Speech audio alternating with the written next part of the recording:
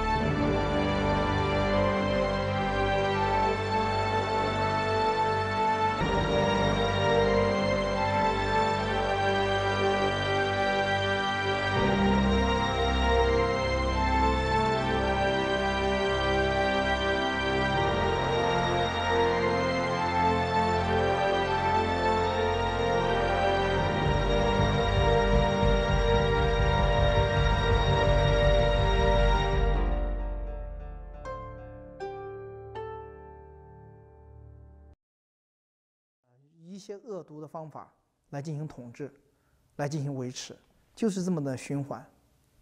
在西方，这个 I think all civilizations before the modern era would go to autocracy over time. Most of the world followed that path. It is only the West that made an exception. For me, the big question is not why China didn't become modern. The big question is, why did the West develop so well? Such a small part of the world. Why?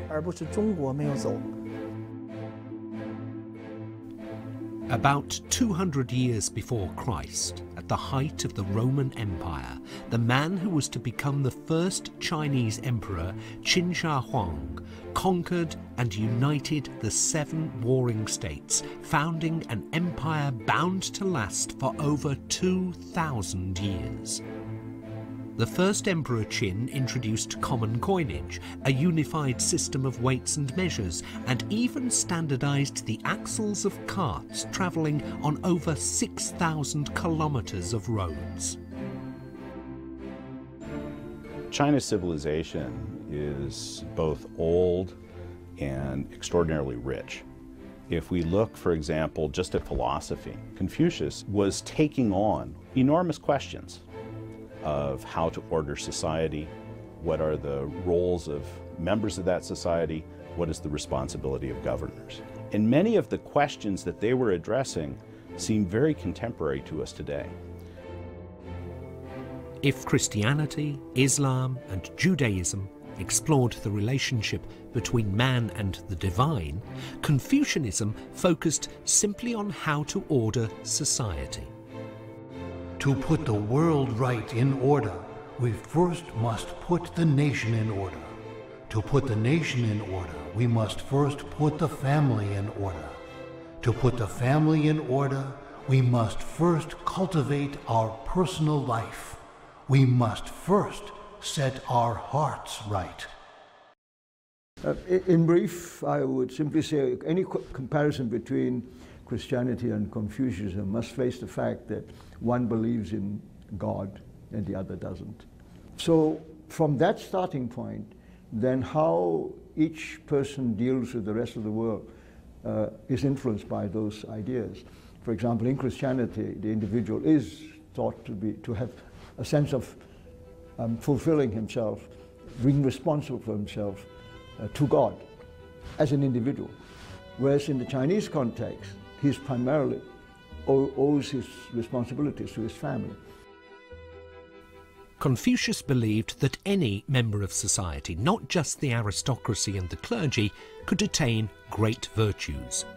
While Christianity employed faith and prayer for the moral betterment of mankind, Confucianism believed in education, and this education was to take place within the family.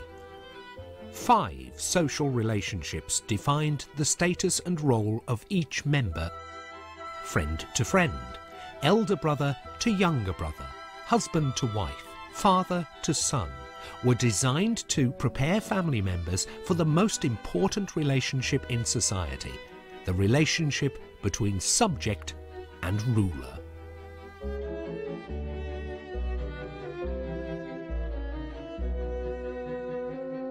Those who in private life behave well towards their parents and elder brothers, in public life seldom show a disposition to resist the authority of their superiors. And for such men, the thought of starting a revolution has never occurred.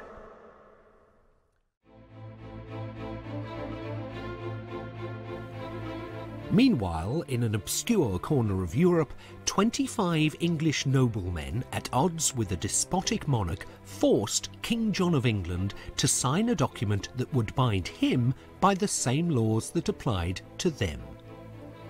Magna Carta Libertatum, a 13th century document, introduced the West to the idea of government by consent, a government that would respect and protect the individual rights, freedoms and property.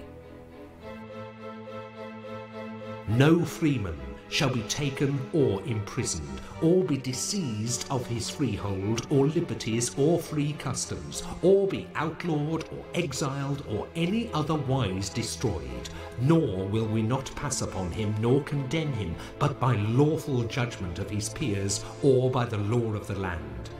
We will not deny or defer to any man either justice or right. The whole problem of individualism is very complicated in the history of China, and it's true that you don't get the kinds of assertions of the primacy of the individual that you get in some of the crucial Western texts. And certainly if you're thinking in terms of political rights, of how you get to constitutionalism, etc., China is not on a track to that without encountering the outside world. There are certainly indigenous humanist traditions that allow you to make a case against extreme violations of the person. So it's not as if China has no tradition of individual rights. But it doesn't have that same notion that nothing legitimately stands between individual and state, right? That I'm a citizen, I'm in a dialogue in a sense with my government, I have a claim as an individual. In China, you're much more likely to have a claim as a member of a community. And that does set you on a different path of political development.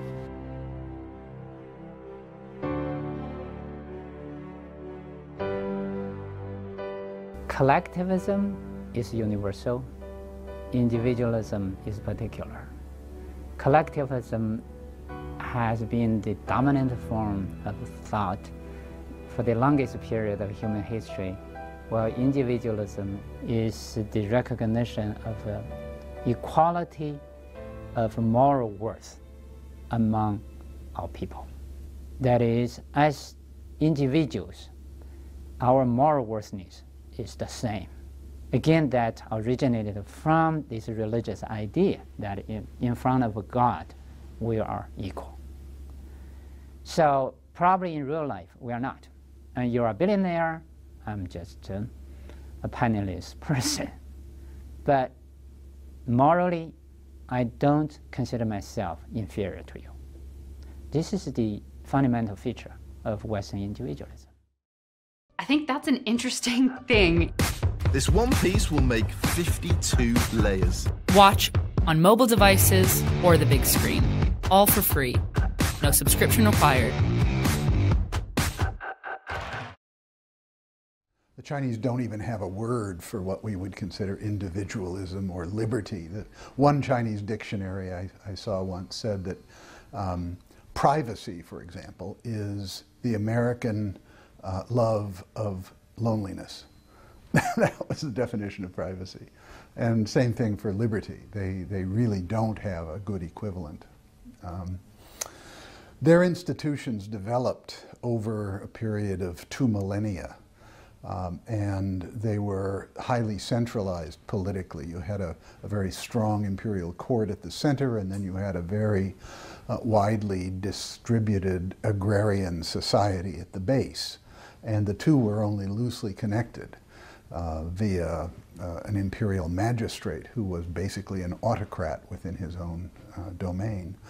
So no sense of participation, very hierarchical society. Everyone knew exactly what their status was with respect to everyone else. They were impacted. They had to get along together in order to sustain these dense populations. Like most traditional societies, the Chinese government focused really on just 2 questions: to maintain order and to live off of the productivity of the world's largest empire. If you look at the period of roughly the 15th century, China was sending expeditions of hundreds of ships into the Indian Ocean. They were visiting places in Southeast Asia, India, and even the coast of Africa. This is more than a century before the discovery of America by Christopher Columbus. And if you took the largest of Columbus's ships, it would easily fit, along with 2 or 3 others, in the largest of these ships. Despite its political and economic stagnation, by the 15th century, China was still the largest, richest nation in the world. Quite opposite to his predecessors, who maintained a strictly defensive military, Emperor Di, who ruled over 110 million Chinese, had built the largest ocean-going navy at that time. In May 1421, lightning struck the imperial palace, sparking a fire that destroyed half of the Forbidden City. By the time his admiral Zhonghua returned from abroad, Emperor Di, thinking he'd lost the favour of heaven, had ceded the throne to his son. It was something unprecedented in the history of that time. And when Zheng He returned to China, the Ming emperor was so worried that the power unleashed by this navigational exploration might be used against China that he basically dismantled all 200 ships. And Zheng He died without ever having really made much of a permanent mark. And from that time on, the Chinese eschewed all outward communication with the world and simply lived within their own borders. China thought that we were the central kingdom in the universe. We were the center of the universe. So we welcome all other aliens to kowtow in front of the emperor in the Forbidden City. And we failed. We failed. We failed to expand, not because we were mean, we were nasty, we were greedy, but because we were aristocratic, noble, but noble in the wrong sense, because we thought we were the best, but we were not. And we were given a bitter lesson. 50 years after the death of Zhonghua, an Italian sea captain was also trying to assemble a fleet to explore the world. If Zhenghua was a civil servant of the Ming Emperor, Columbus was primarily an entrepreneur. As he looked for a government to finance his fleet, Columbus demanded, as payment for his services, 1/10 of all revenues that would come from the new colonies, and that he serve as governor of any territories discovered. His native Genoa turned him down, as did Venice and Portugal. The British monarch considered his proposal, but by the time he said yes, Columbus had already committed to Spain.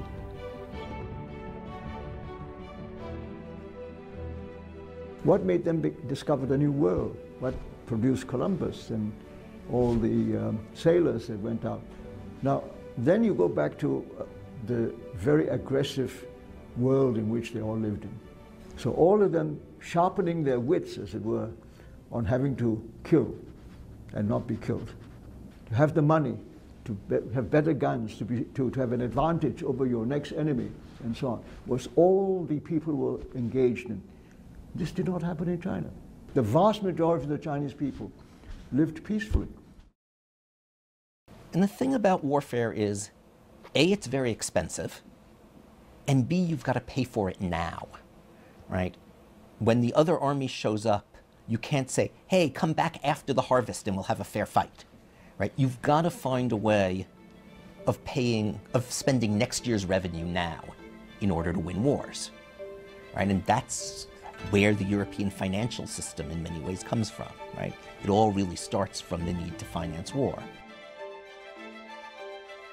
Faced with continuous war, European states developed the ability not only to tax their citizens, but also to borrow from them. Besides financing wars, now they could also pay for the building of merchant navies, infrastructure, and public works. The government bond market led to the creation of the publicly traded corporation, where private investors were able to spread the risk and pool their resources. With property rights and a judicial system in place, land could be used as collateral in order to raise capital. For most of the last several centuries, whoever rules in Beijing looks out across their borders and they don't see anybody of comparable size. And the other thing is that if you're as big as China, the way you meet a military crisis can be by mobilizing resources from across the empire and concentrating with them at the point of invasion. So in a sense, you gather resources across space, and that means you don't have to gather them across time. You don't have to spend future revenues. Chinese state, until the mid-19th century, basically doesn't borrow. Up until, let's say, the 19th century, given a world of relatively limited technological possibilities, that probably doesn't matter a whole heck of a lot. Then you get to the 19th century, and a whole new set of investments are possible, right? Once you can build railroads that require very, very large amounts of capital that's going to have to wait several years for its returns, you want a different kind of financial system. You want a different kind of property rights. And what had worked very well for centuries suddenly doesn't work so well. During the 18th century, a number of English inventors developed the first steam engines. The financial system allowed entrepreneurs to develop these inventions on a scale large enough to benefit all members of society. With affordable transportation, trade flourished and new territories were found and exploited. Feudalism was on the way out. Capitalism had arrived.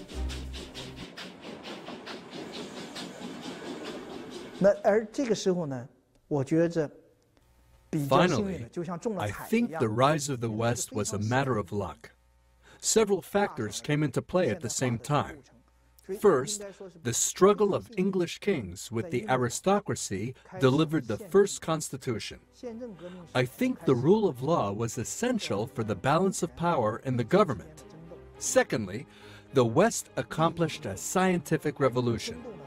Inventions were abundant all over the world, but only the West employed the scientific method. Westerners developed theories from their inventions and taught them in schools. Sure, there were plenty of Chinese inventions, but they were all done by chance, not by research. The scientific revolution resulted in the Industrial Revolution. For the first time in millennia, humanity didn't have to rely on agriculture alone. The development of industry created large urban populations. These new people developed a civic conscience by living in close proximity to each other. So that is how you got democracy.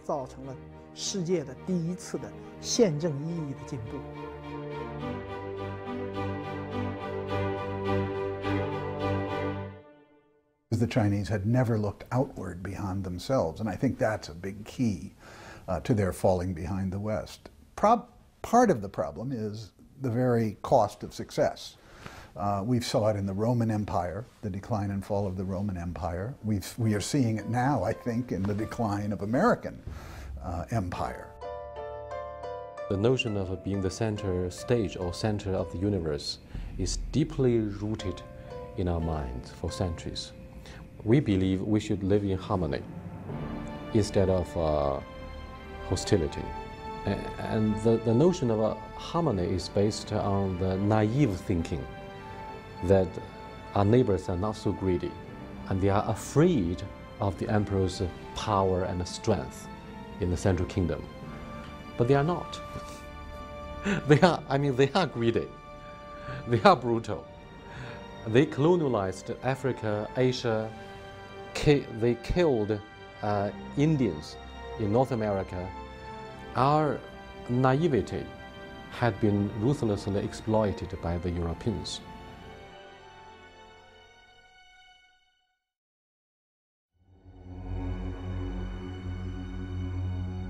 To the extreme west are the red-haired and western foreigners, a fierce, violent lot. Among them are the English, the Islamists, the French, the Dutch, the Spaniards, and the Portuguese. These are very fierce nations. Their ships are strong and do not fear typhoons. Their natures are dark, dangerous, and inscrutable. Wherever they go, they spy around with view to seizing other people's lands.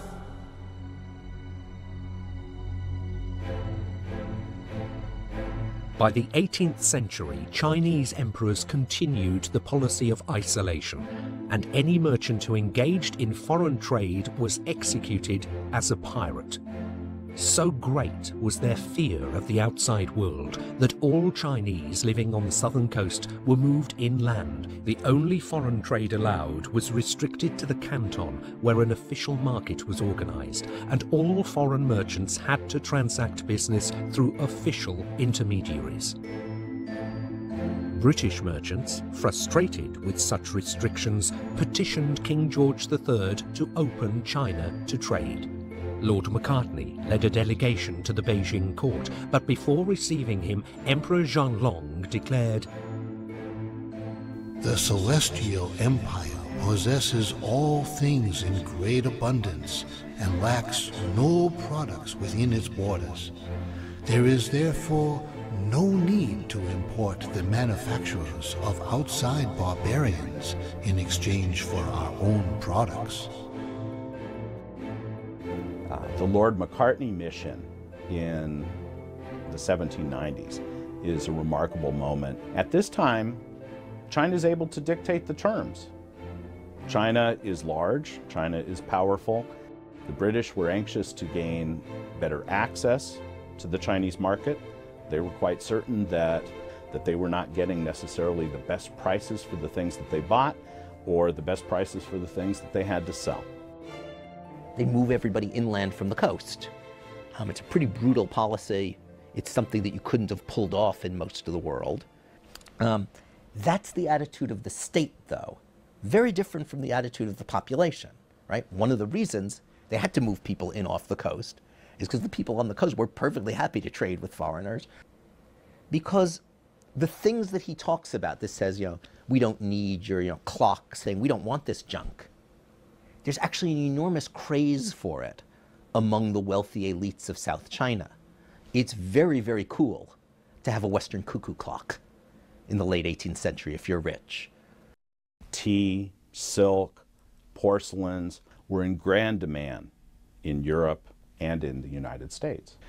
Initially, the British were able to sell to China cotton that they were able to get in India, produce, turn into fabric, and then send to China.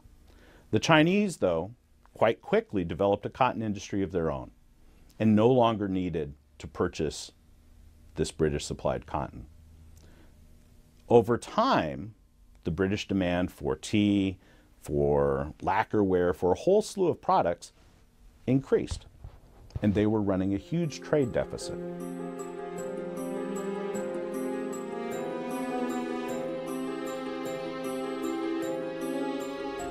China had an early experiment with paper money.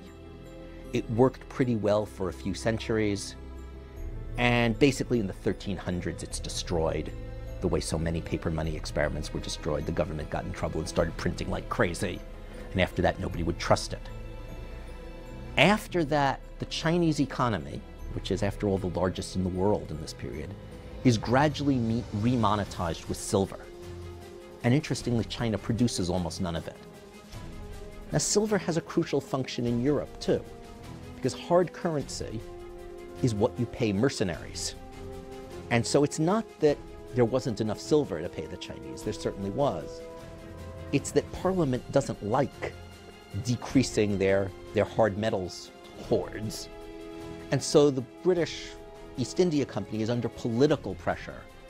Find something you can sell on a very, very large scale so that we don't have to ship so much silver to China. It's not an economic issue, it's perceived as a security issue. They hit upon a product. The British imported opium from India into China. And initially, the size of the trade was quite small.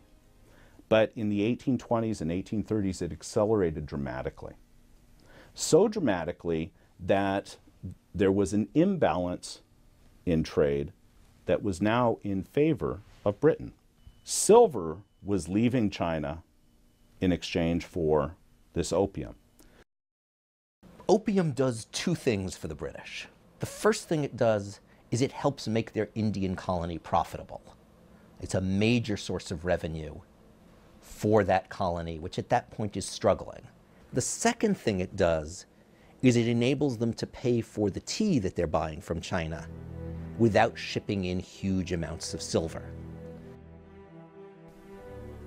The government was losing control, and so it decided that it had to act to block the importation of opium. First, the government used propaganda, a just say no campaign. Don't use opium, it's bad for you, it's immoral. Second, it established sanitariums to try to clean up addicts, to provide an opportunity for addicts to escape their addiction. Third, it began to crack down and force addicts into collective responsibility units. The fourth measure was a crackdown on Chinese dealers.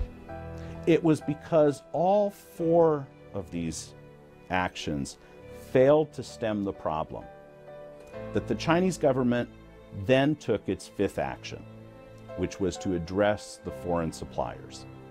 And it did so first in a gentle way, saying, "The ways of God are without partiality. It is not permissible to hurt one another in order to profit oneself. Is there any article from China that has done any harm to foreign countries?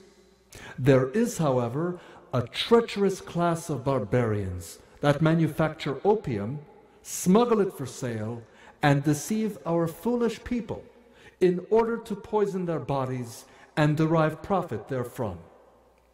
Not to smoke it yourselves, but yet to dare to prepare and sell it to the foolish masses of the Middle Kingdom. This is to protect one's own life while leading others to death. When that failed to stop the problem, then they seized first the traders, compelled the traders to give up their opium, and destroyed the opium. And it was at that moment that the British traders sent an envoy back to London to lobby Parliament to secure redress, to secure payment for property. And in the British debate, everybody knew the discussion was about opium, but the law itself authorizing the British government to take action doesn't use the word opium. It speaks only of the property of these traders. But, say some extravagant people, the Chinese had the right of seizure, but not the power to enforce that. And the inference they would wish us to draw from that is that it was the duty of British merchants to show respect for the laws and maritime rights of China. What, at the cost of 2.5 million shillings? Very fit it is that such arrogant people should be brought to their senses, and notorious is it that in the eastern lands no appeal to their sense of justice will be made available which does not speak through their fears. By all means, thump them well. It's the only chance. It's the only logic that penetrates the fog of so conceited a people.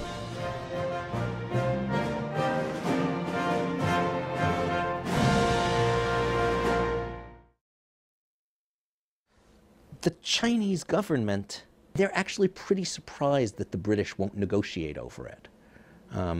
They don't get it. They can't see how important it is, not to all of Britain certainly, but to certain powerful British interests, especially those tied up with India. And so they never really expect a war. They're not terribly well prepared for it, and they're not technologically prepared for it. In June 1840, a British expeditionary force of 16 warships and 32 transport with 4,000 marines left India to seek retribution for the destruction of the opium. The Chinese blockaded the entrance to the port of Guangzhou with chains. The British Armada simply bypassed Guangzhou and occupied 3 other key ports, Hong Kong, Nyangbo and Tianjin. In response, the Chinese called for a meeting in Guangzhou, agreed to cede Hong Kong to the British indefinitely, and agreed to pay a large compensation for the destroyed opium. The British Crown didn't think this was enough, so in 1841 sent another, even larger expeditionary force of 10,000 men. Several strategic ports were occupied, including Shanghai and Nanjing. Faced with defeat, hundreds of Qing officers committed suicide. The decisive moments in the Opium War basically have to do with steamships.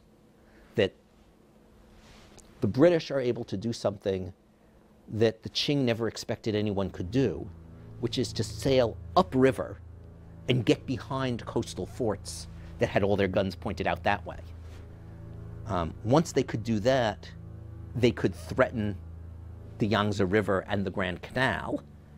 The Grand Canal is, as they called it, the throat of Beijing. It's the thing on which you ship southern rice up to the northern capital.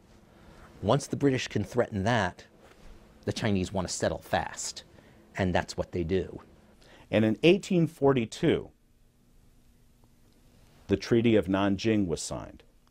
And this treaty provided for, first, the Chinese had to pay for the cost of the war, the cost incurred by the British. Second, it ceded the territory of Hong Kong to Britain in perpetuity.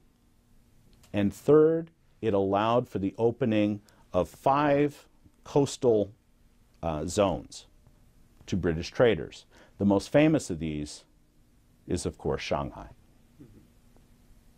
It changed the relationship between the West and China in a really striking way. The Qing dynasty, like all the Chinese dynasties, was really a continental power. A few Europeans arrived by sea, defeat your very weak navy, take a few ports to open up for trade. Would you see that as a threat to your whole system? They didn't.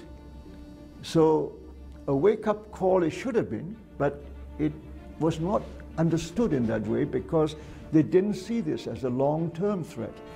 It was only after the second Opium War in the 1860 that then they realized something was fundamentally wrong. These people are not just invading for a short while and causing some trouble on the coast and then going away. They are actually pressing inwards, and they actually march into Beijing and they burned down the Summer Palace, and that was serious. 中文表达有点难，用英文。你想用中文问还是用英文？对，用中文可以，当然可以。随便说说没关系。您中文讲得很棒哈。太客气。你们是哪个国家的？是美国人。是美国的。你们怎么看待圆明园这块？那当然是觉得遗憾，因为这个毕竟是西方国家，也是破坏这个地方，所以这个也是很难受。我们不仅遗憾，而且非常的愤怒。看完之后非常愤怒，心里有一种无名的怒火。我当时也挺想想，当时为什么你们要侵略我们？难道就因为我们比较落后？不是美国，我是说那八国联军或者是英法联军，但不是美国，美国还是比较好，一个非常好的一个国度。但是美国也八国联军也有。八国联军有美国但是不是主导。相信你们肯定当时，我相信如果你在的话，能阻止一切。确实就是这个意思。这是你如果是没毁的话，我们现在看应该是金碧辉煌，非常好看的。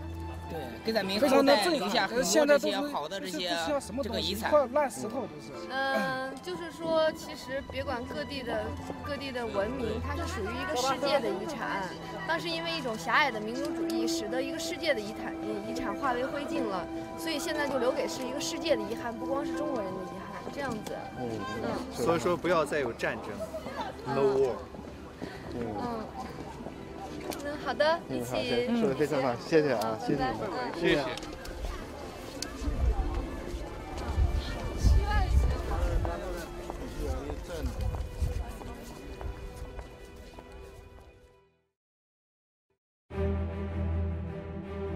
In 1856, off the coast of Guangdong, the Chinese Coast Guard seized a British merchant ship suspected of carrying contraband. Soon afterwards, the British and French joined forces and renewed the war against China. They demanded that the opium trade be legalized throughout China, that the Chinese customs office be put under their control, that tariffs on goods made in Europe be limited, and that all Western missionaries be allowed to operate without hindrance. Frustrated with these demands, officials of the Qing dynasty arrested the Anglo-French delegation in Beijing. A few days later, 20 members of this delegation were tortured and executed by the emperor's so-called Board of Punishments. The British and French forces encountered little resistance, and after easily destroying the Taku forts on the high river, they stormed Beijing. The Qing government surrendered unconditionally and agreed with all the demands. However, Lord Elgin, the British High Commissioner to China, decided to strongly discourage the Chinese from ever executing diplomatic envoys again. 3,500 English and French troops with heavy artillery were ordered to surround the Summer Palace.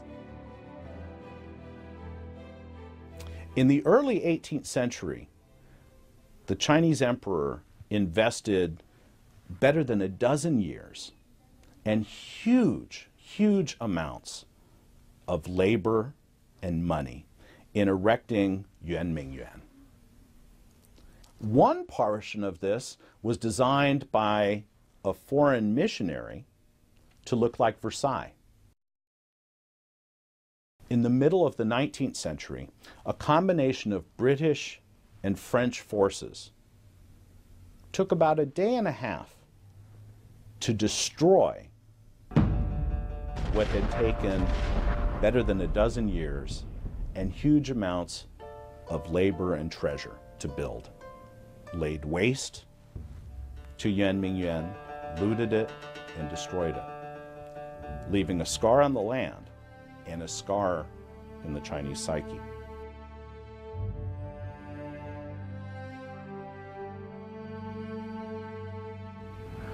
After the devastating defeats and humiliating setbacks, the emperors realized that we were weak, but they did not realize that we were corrupt, because we didn't have a strong parliament.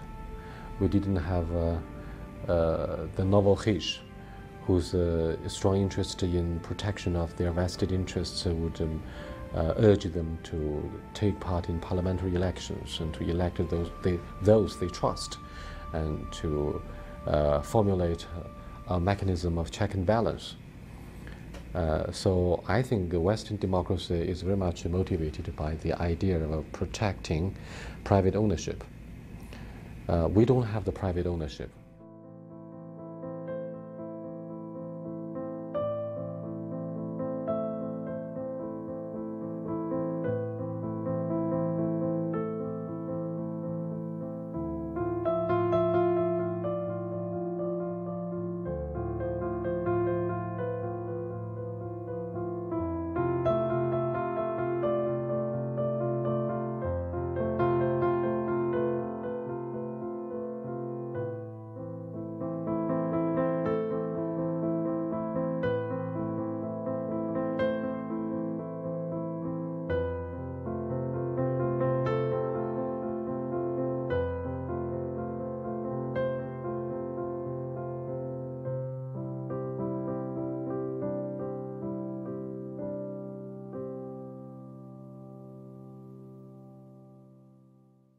The coming of the West really accelerated the downfall of the Manchu dynasty.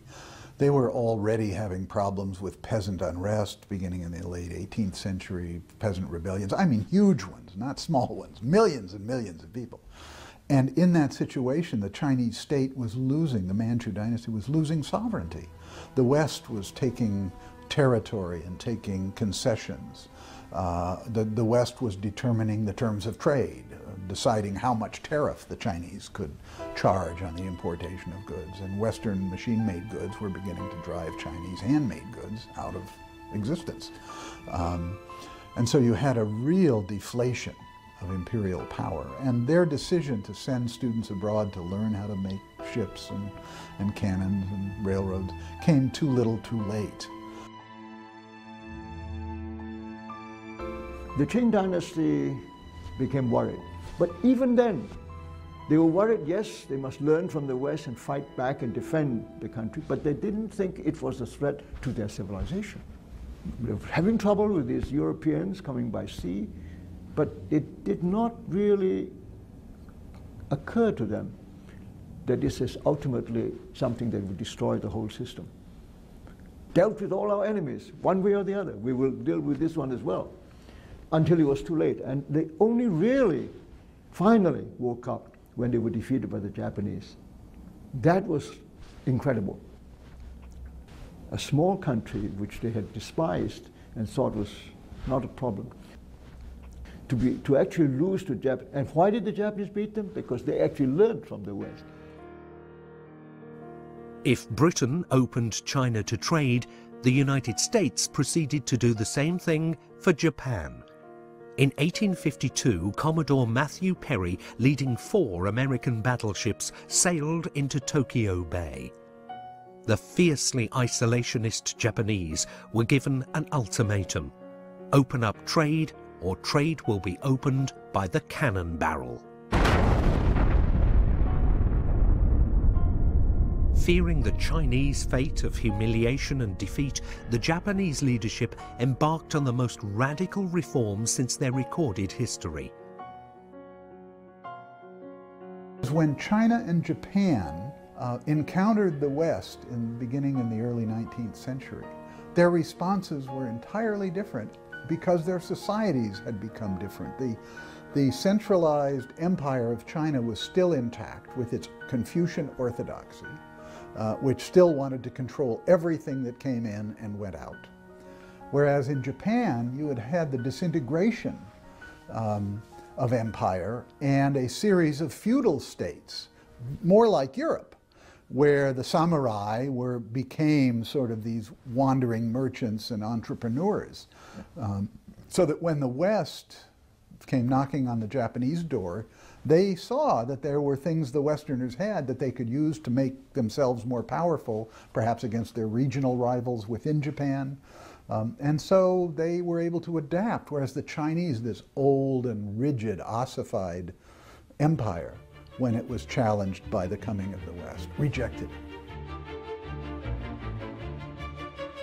The Meiji Restoration resulted in the first Japanese constitution. Aware that this constitution would limit his powers, the emperor accepted it as a badge of civilization and enlightenment. While still ambiguous and at times self-contradictory, the first constitution guaranteed the individual the right to his property, the freedom of speech, assembly and association. The shogunate was dissolved as a governing institution. Political parties and a free press were established. Trade with the West flourished. The Japanese learned the Chinese language. They read the classics. They borrowed a lot of ideas from the Chinese initially, 1,000-odd years ago. Once they saw the West defeat the Chinese, they paid attention. They say, if the West can beat, and those West just some ships, and their countries way, way far away, can come all that way and defeat the Chinese, there's something wrong with China. So we stop looking to China, stop admiring the Chinese. Look at how these Westerners did it. If the Westerners can do it from that far away, we are so near, we can do it too. One aspect of the newly found Banmei Keika was the contempt for other Asian nations. Korea, at times called by the Japanese press a dagger pointed at the heart of Japan, became an obvious target. Rich in iron ore and coal, Korea has been part of the Chinese Empire since the 16th century. In 1894, the Chinese Secret Service assassinated Kim Ok-yun, a Korean revolutionary with Japanese sympathies. Soon after, war erupted as both sides rushed to increase their troop numbers in the peninsula. The Chinese could only deploy 4,000 troops, led by General Wan Shikai. They were no match for the better led and better armed Japanese army.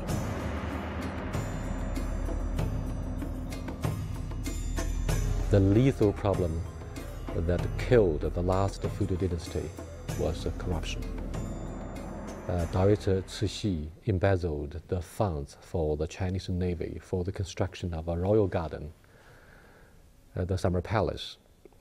And she knew very well that we're going to have a war with the Japanese. At sea, the Chinese Navy found itself vastly outgunned. While Japan bought 3 new battleships from England during the 1870s, the Empress Dowager took the Chinese naval budget to build a new summer palace. In a matter of hours, the Chinese Navy was annihilated. Hundreds of Qing seamen found their death in the frigid waters as the Japanese Navy took no prisoners. In a matter of years, the entire Korean peninsula and Taiwan became the first Japanese colonies. This marked a new era for the Chinese state. From losing trade concessions and a few ports, now entire territories were torn apart in the country. I think it is the fault of the Chinese rulers. They brought upon our people pain and misery. Our governments, to the present day, never accepted a system that would limit their powers in order to benefit society. The treaties that the West imposed on us also benefited the ruling class. The victims were always the Chinese people. As the government always controlled the education, it was easy to create this blaming of the West for all of China's problems. That's where this national feeling of shame and humiliation is coming from.